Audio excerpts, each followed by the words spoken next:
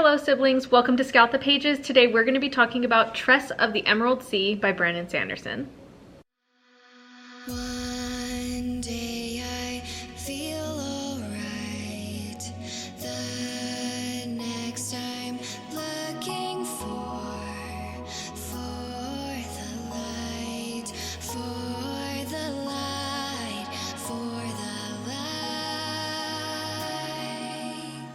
I wanted this year to start doing a Cosmere reading where I read everything in the Cosmere series by Brandon Sanderson. This is a big task. I believe currently, right now as I'm speaking to you, there are 30 books in the Cosmere universe series, and that is a lot of books. The Way of Kings is in this series, which is like 900 plus page books all on their own. It's gonna be a big task, but I wanna take you on this journey with me. I think we're gonna have some really high highs and some really low lows. I'm very interested to see what I think of the king of sci-fi fantasy. Let me know your thoughts down below on Brandon Sanderson. Let's get into talking about my first Brandon Sanderson book ever, which is Tress of the Emerald Sea. I've never read a Brandon Sanderson. And that's not because I don't like Brandon Sanderson or don't think I will. I think I will love the books, but there's 28 just in the Cosmere. They're usually very big commitments, and because of that, I have hesitated to start since I have a massive physical TBR. But I did pick this up in an airport this summer. It felt like the right moment. I saw it, I needed a physical book. It called to me, I grabbed it, okay? I couldn't help it. I started it and I'm loving it. I'm loving it so much. I have two cousins who are obsessed with the Cosmere series as well. They have shrine bookshelves to Brandon Sanderson himself, and that's enough reason for me to trust that I will love the Brandon Sanderson. I read about 20% of this back in September 2023, and I have not picked it up since then. It is December 2023, and I'm now 70% of the way through. I only have a little bit left. I'm very excited. We are on chapter 52, very intrigued. I'm very much enjoying this so far. Let's talk about it. This is about Tress, who lives on a small island. She collects cups, she washes windows, and everyone on this island is not allowed to leave the island for some reason that I can't remember anymore. It didn't seem super important, but she has to sneak her way off this island because the love of her life is kidnapped by the evil sorceress on the Midnight Sea. Now, the seas, those are important as well. This was the thing that really got me interested in this book.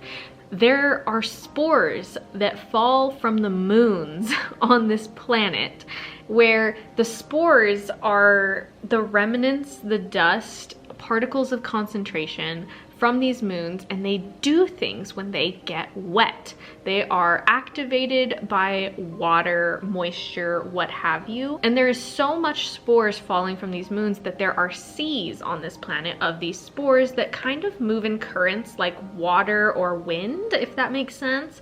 It's almost like sand, to be honest, because you can walk across it if the currents have stopped, but if the currents are moving, like if there is air flowing through sand, you will sink. Any liquid, even from your eyes, your mouth, your nose, your ears, if there's any liquid, they will be activated. So for example, the green ones, the Emerald Sea, they are activated by moisture, and they create these vines that just shoot out really, really quickly, and that ends up unaliving a lot of people on accident. So naturally, sailing these seas is quite dangerous. And this is about Tress as she sneaks off of her island, joins a pirate crew, and sails various seas on this planet to try to save her love, this guy named Charlie, from the sorceress. That is, I believe, everything in the synopsis. I cannot tell you more than that without spoiling it. The video is spoiler free. I tend to not enjoy female characters written by male authors, especially in fantasy and sci-fi. I can tell sometimes that it's written by a man before someone even tells me, and that's not a good thing.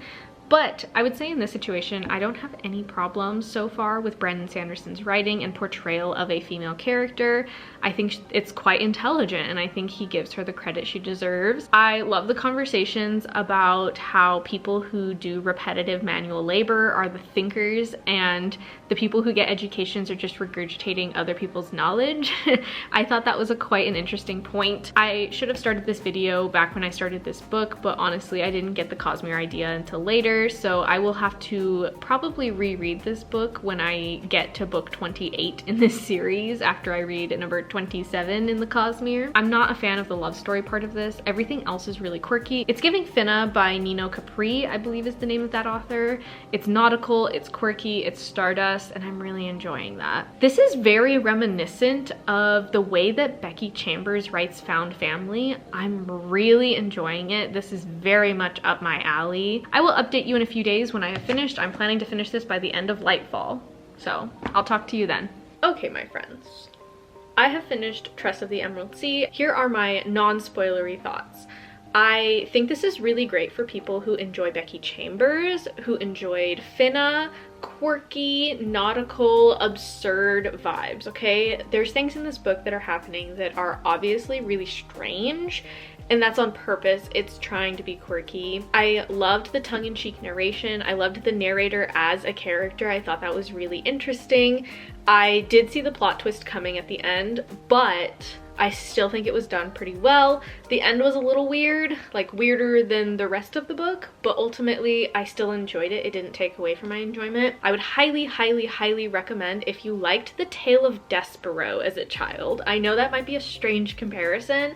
That was one of my favorite books as a little kid. This has that same fairy tale narration featuring, you know, a rodent of some sort and a very brave girl. I really enjoyed that. I enjoyed the messages, and I really enjoyed the commentary in this book. There's a lot of social commentary, opinions of the author that I thought were really positive. They were really human forward, humanitarian. I really enjoyed that. For example, like they talk a lot about how people who do physical repetitive labor like washing windows are often the big thinkers of our world, and the people we consider big thinkers, scholars, are just regurgitating other people's thoughts and ideas.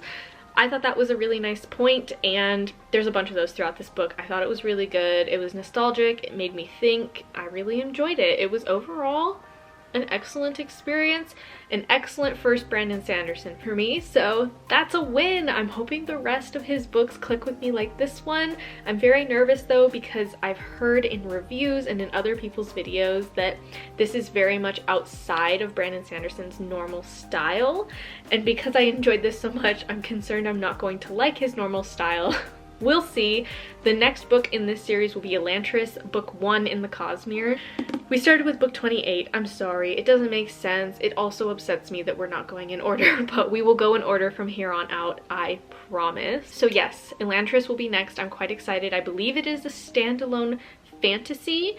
We will see. Subscribe so you can see the rest of the Cosmere series. If you wanted spoilers, that will be linked down below. I did a separate video for spoilers. Thank you so much for watching, siblings, and I will see you in the next one.